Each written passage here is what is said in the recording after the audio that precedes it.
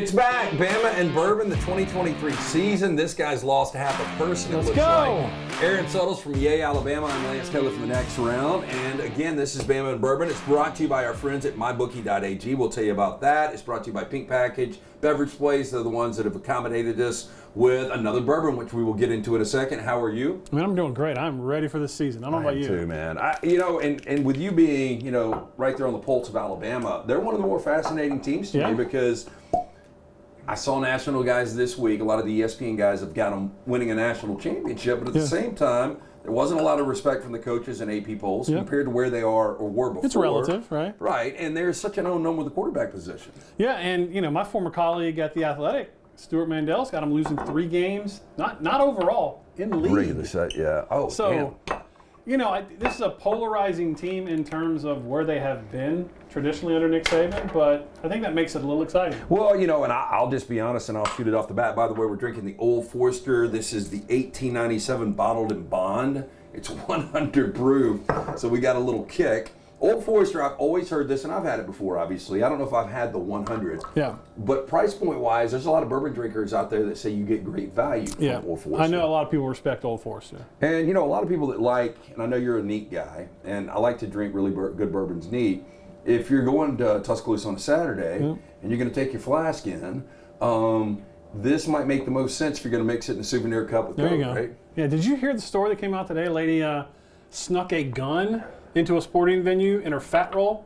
So we're talking about sneaking stuff in. Just to be able to prove she could do it? I don't know. She accidentally went off and shot herself. Oh, okay. Grazed her. So, Plaxico burst, man.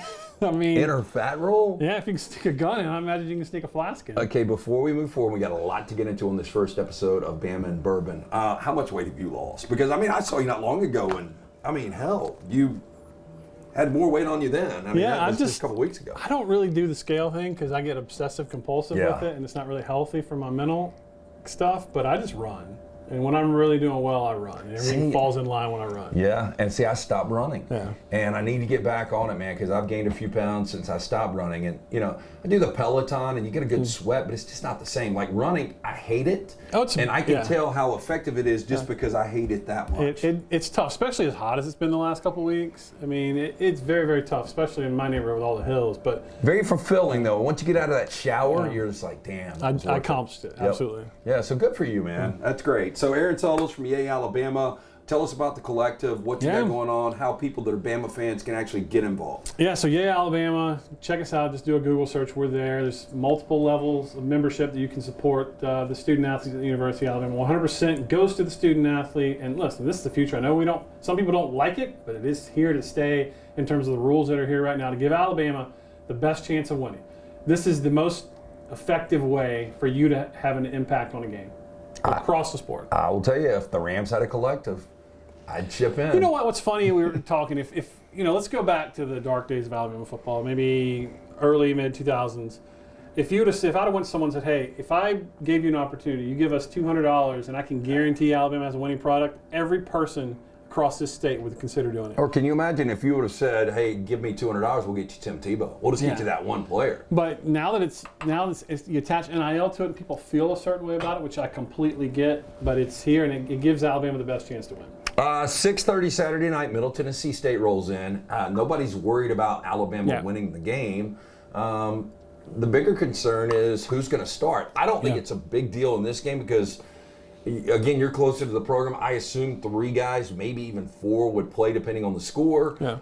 It's going to be a lot more important the week after on September 9th when Texas rolls into town. But, let's just start with this week. What do you expect? Who do you expect to roll out there with the ones? And then how do you think it falls in line, and how many ultimately play? Yeah, I think Jalen Milroe is your starter. Week 1, first quarter, he's going out there. And look, I know a lot of people feel a certain way about him. He's inconsistent, doesn't throw the ball a lot. He has some detractors. I don't think I'm breaking any news there. He tends to hold the ball a little too long. I think if he can take care of the football, that's number 1. Take care of the football, keep him in manageable down and distance. No one's expecting this offense to be 2020.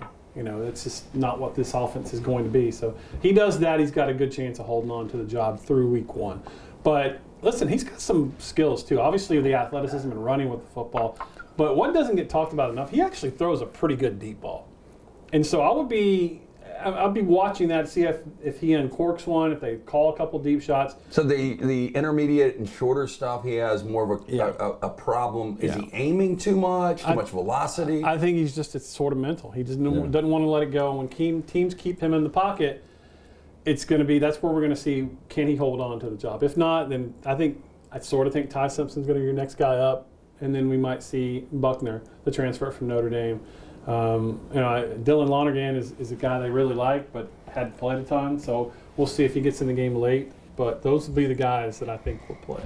So excited about this weekend. Really, the only reason I kind of want to watch that game is I want to see what the quarterback rotation looks like. I want to see if the offensive line, we've got Tyler Booker, part of an NIL deal, and he was on with us Monday, and he said, look, the first thing we want to come out, establish dominance. We've been talking about it all season. Now we want to show everybody. Seems like the right side of that line is solidified. Yeah. Left side, people still question a little bit, but you assume the unit's going to be much better. I do, and there's a reason for that. Because of attitudes like Tyler. One of my favorite interviews on the team. Smart kid, personable, great personality. But listen, you got him. You got, I think, Caden Proctor, the freshman, is going to start at left tackle. They've been playing Tyler at left guard. I think, as we talked about last time I was on the next round, I think they moved Tyler Booker to left guard to help Proctor with the calls a little bit. You got Seth McLaughlin at center. We'll see if Darian Dalcourt or Ferguson play right guard, and then you got J.C. Latham. But think about this. They have the potential to average 340 across the line. Oh, my God. Average 340 across the line. So we look at games like Saturday night against Middle Tennessee State and say, well, how much can you learn? I'll give you the one thing you can learn. If they can't run the ball against Middle Tennessee State, this is going to be a long season for Alabama. Yeah. They need to play bully ball.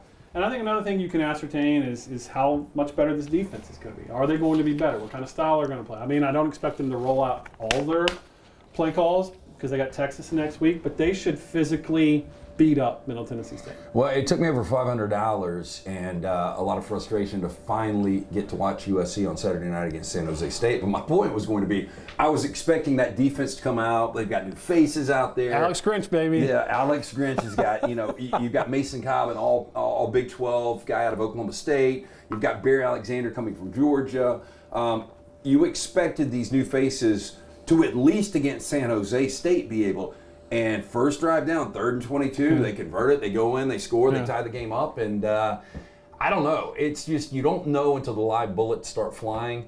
And I just wonder what we're going to see. I've got more confidence in that offensive line than I do in a consistent quarterback. And I don't know why. It just doesn't feel like – it feels like that year, hard to doubt Nick Saban in quarterback play because he's always had – airtight quarterback play, but it looks a little different to me. I don't know why. Yeah, well, look, I've asked enough coaches, and they swear that this isn't true, but I've seen enough anecdotal evidence where I still question it. I think the style that you play on offense eventually bleeds over to your defense. And if not going to call it finesse, because it's not finesse. They still had physical offensive linemen in 2020 when they were putting up video game numbers. But I think it's the way that you practice. And I think this Alabama offense, being hard-nosed, physical, tough at the point of attack, is only going to help the front seven of the Alabama defense. So I expect the defense to be much more physical. I don't expect there to be trouble tackling like we've seen in the past few years. I think one absolutely affects the other. I've seen enough anecdotal evidence now that you probably can't convince me otherwise, although coaches know way more than I do and say it's not true. But you tell me why a team like Alabama's got all the defensive talent in the world has not struggled but not been as good defensively as they've been in the prime Nick Saban. And I think the way that you play offensively, the way you practice every day, bleeds over into the game. It's Bama and Bourbon with Aaron Suttles from Yale, Alabama. I'm Lance Taylor for the next round. You can catch this on Roll Tide Pods is what we've got. Another one of our channels on YouTube here at Disrupt Media. This is brought to you by our friends at MyBookie. Football season's back, so is winning season. NFL, college football, brand new cash out system that gives you options to win and bet all season long. How about this? You played parlays before, right? Hey, I'm going to Vegas in a couple weeks. I need some picks, Lance. You can. I've got them for you. First 2 legs of your parlay hit, you can cash out early. Use the funds for another bet, however you want to do that. Get started. Go to mybookie.ag. Register for an account for absolutely free. When you make that first deposit, use the promo code NEXTROUND. You're going to grab a welcome bonus. That is on the house, mybookie.ag. Okay, let's talk about the Old Forester before we get back into Bama. I like it. I'm digging it. Yeah, I really do. I'm really digging it. And for 100 proof, again, it's not burning me point, up. It's for 100. not at all. We had some last year that hit the chest. It made you cough a little bit, especially when you're having to talk and you feel that cough coming on. That's smooth. Good coloring. Yeah. Great coloring. We always love to get into the tasting notes. Here we go. Robust, intense caramel, rich vanilla with roasted coffee notes, spiced dark fruit, and mature oak. I can't say it any better than that. Yeah, mouth-filling in the flavor, sweet and intense, deep fruit, spice and oak notes layered over dark caramel and vanilla. It's got a big and bold finish, along with soft oak and caramel notes lingering on. I think they did a good job describing it.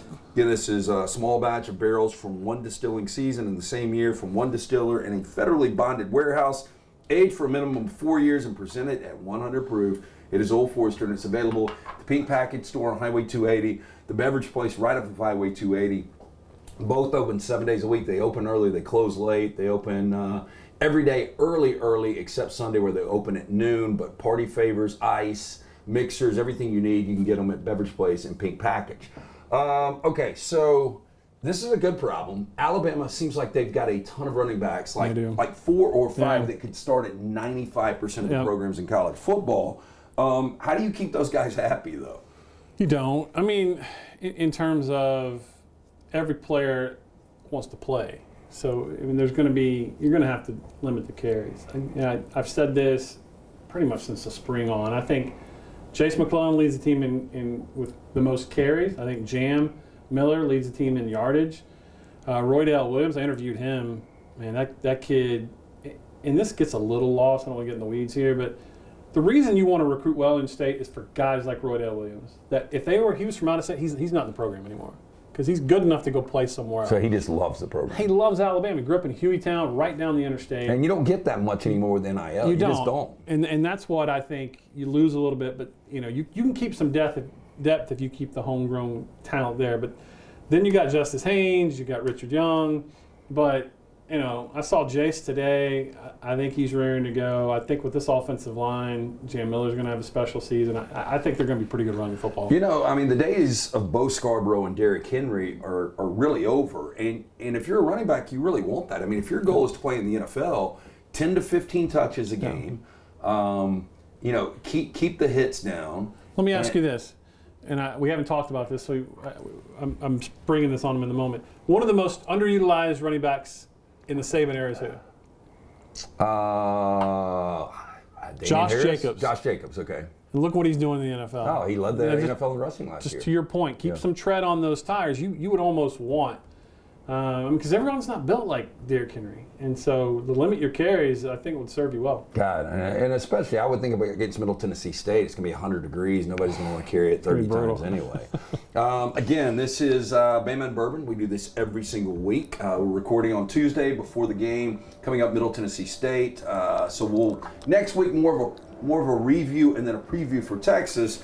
But just kind of getting to know this roster a little bit with Aaron Suttles from Yale, Alabama.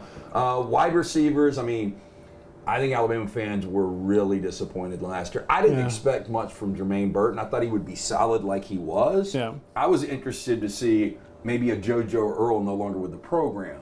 Tyler Harrell coming in from Louisville. One of these guys, could they be the next Jamison Williams? And it didn't happen last year. I don't know if it's a possibility this year. Malik Benson's a guy we really don't know much about. Yep. But is there a chance Alabama gets one of these elite ones back at the wide receiver position?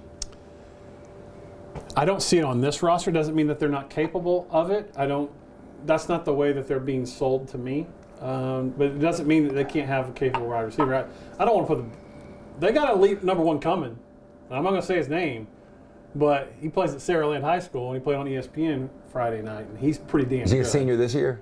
He's a junior, but he's reclassifying. Oh, okay. So we'll see if that works out. Another one of these things that I don't get in today's age. I loved high school. I'm with you. Staying as long as I can. But look, Malik Benson's a junior college guy that they expect a lot of. I think Isaiah Bond is one of the first guys mentioned every time I talk to someone on the program. He can fly, right? About wide receiver.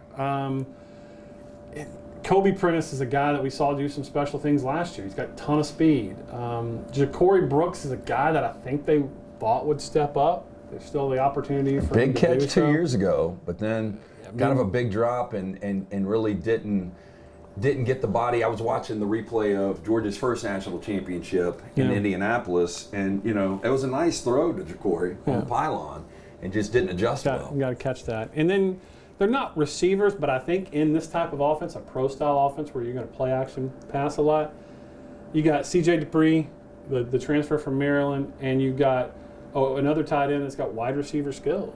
And so I think those guys will be very helpful in the passing game. But I don't see a clear-cut Jerry Jeudy or Devontae Smith or Jalen Waddle in this roster. Yeah, it seems like that was. And look, and Ohio State's going to have multiple guys that will be. I mean, Marvin Harrison and Buka, those guys. Brian Hartline recruits them, man. He does, but that was a special moment in time. I'll never forget. I was watching like NFL Live on Sunday, and they were breaking down Mac Jones, and this was his rookie season, and they're like, oh my God, he's got Jalen Waddle out here. He's got Henry Ruggs. He's got Jerry Jeudy. I mean, Devontae Smith. John Mechie was the 5th wide receiver on that team. Crazy. So I don't second round NFL pick. You're never going to see that again. Never. Just not going to happen. It's clearly very special, that group that they had, and so that's why I was, preaching last year, sort of lower your expectations, but the play should not have dropped off that far, and it should bounce back a little this season. It's Bama and Bourbon with Aaron Suttles from Yale, Alabama. I'm Lance Taylor for the next round. This is Disrupt Media.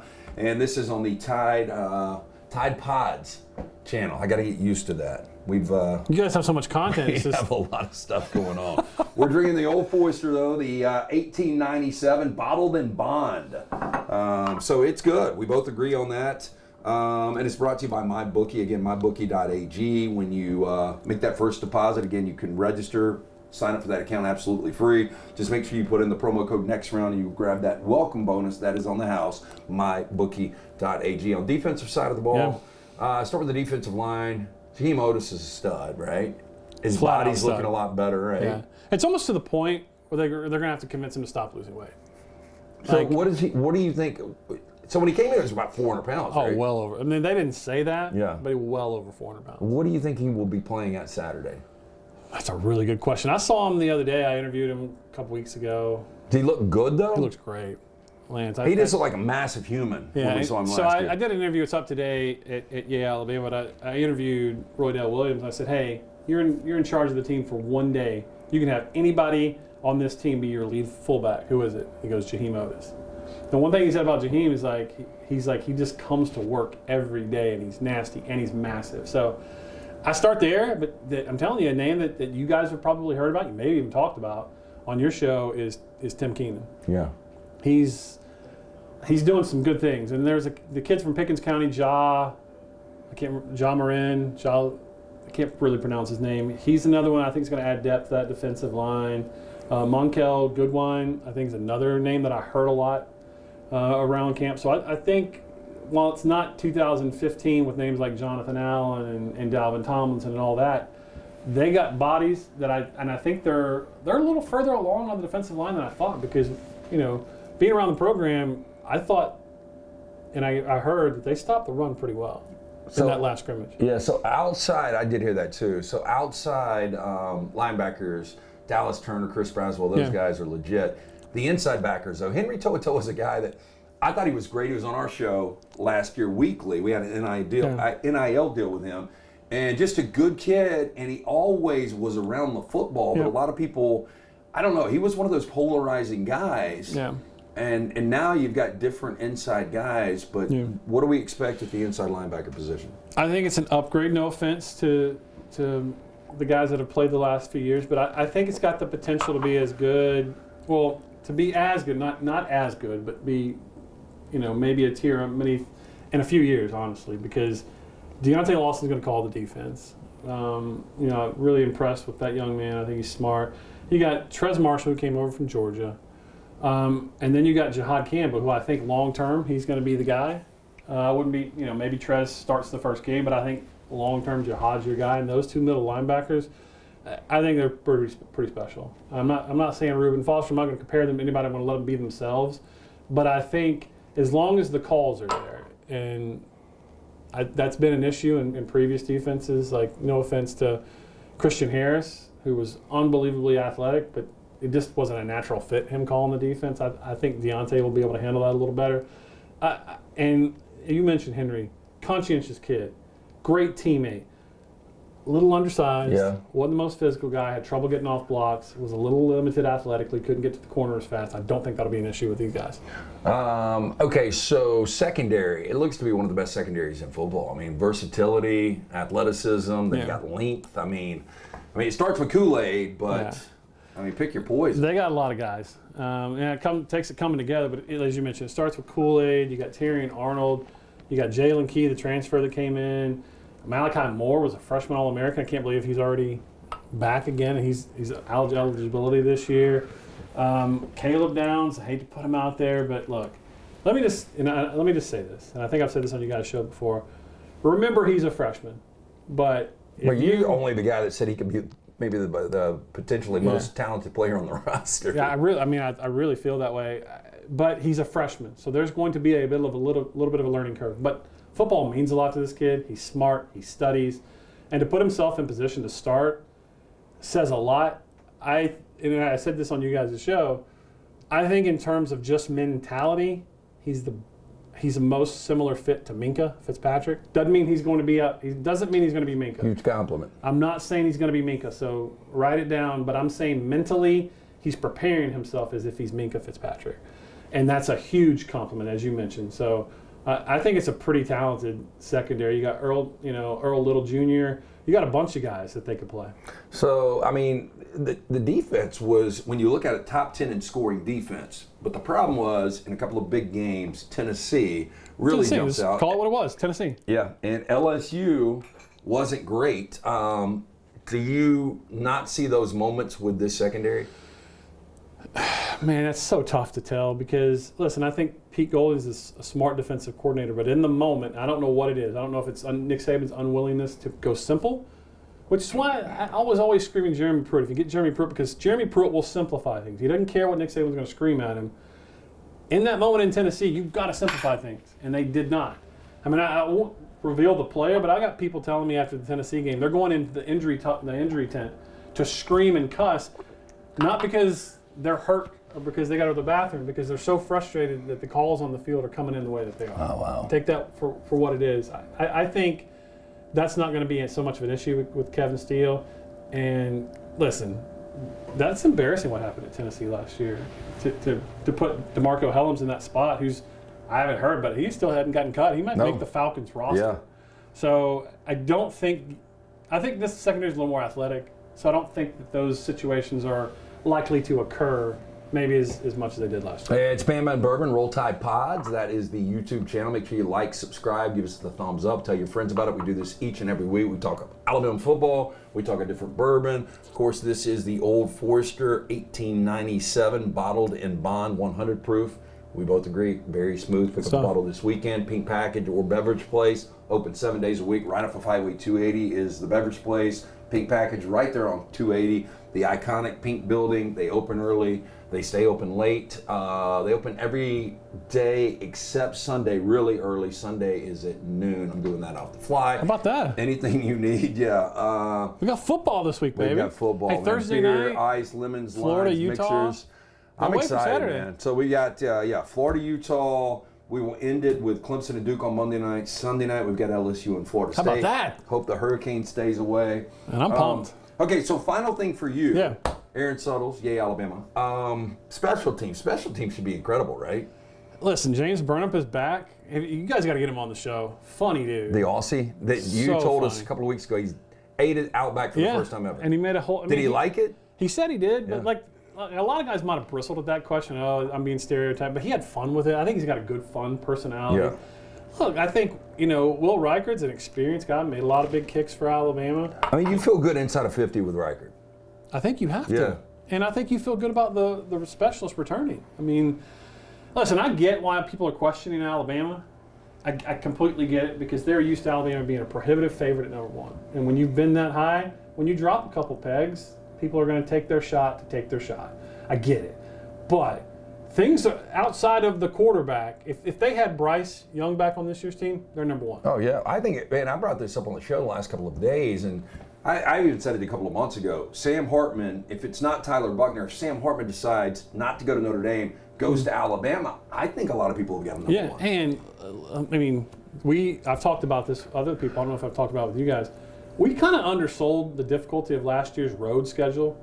That flips this year. Tennessee at home, LSU at home, Ole Miss at home, Arkansas at home, Texas at home. So you got to go to Kentucky, you got to go to Auburn, you got to go to Texas A&M. Those are challenging games, but a lot of those challenging road games last year, imagine having to go to those environments with a first-year starting quarterback. So that's a reason to be excited about this team too. Final thing, so Kool-Aid will be returning punts. Who's returning kicks? Man, I think they got options. You know, we've seen a couple different guys. Emmanuel Henderson's been back there. I think he's a guy that gets sort of not talked about. He came in as a running back, but they switched him to wide receiver. I think they got a couple different guys that could do it. It is so exciting to see. So, Zachariah Branch, I don't know if you got to see him for USC. Yeah. I mean, true freshman, so small. Two to the house? You take two or just one? He took one reception, okay, and then one punt return. Looked like it for a second, but the 96-yard kickoff return.